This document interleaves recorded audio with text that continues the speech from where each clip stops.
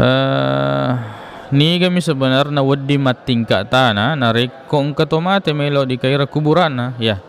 Ya masalah yang masyhur di masyarakat de gaga melo pemulai yaregan nalis stilo matingka tanah ya. Pertama orang yang mencangkul atau menggali ya nasabana pahang nareko de na magalo bate na bukai de na paja ya mengobi batuannya akan ada lagi korban setelah itu. Masya Allah.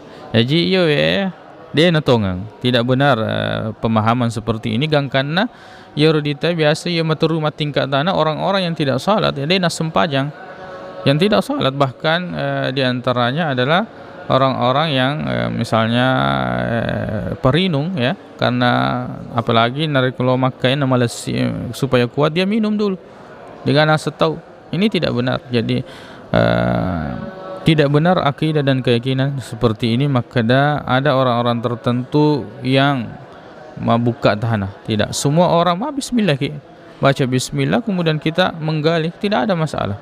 Dia gak ada masalah. Ya rajalangnya purana patentui fong Allahu subhanahu wa ta'ala ya. Tapi nulil maka daki engkau dia aseng ya ada kejadian ya mungkin pernah ada kejadian kia ya semuanya atas ketentuan Allah subhanahu wa ta'ala dia nalisi dia gagal lisi tidak ada yang lepas dari ketentuan Allah subhanahu wa ta'ala wallahu ta'ala a'la wa a'lam.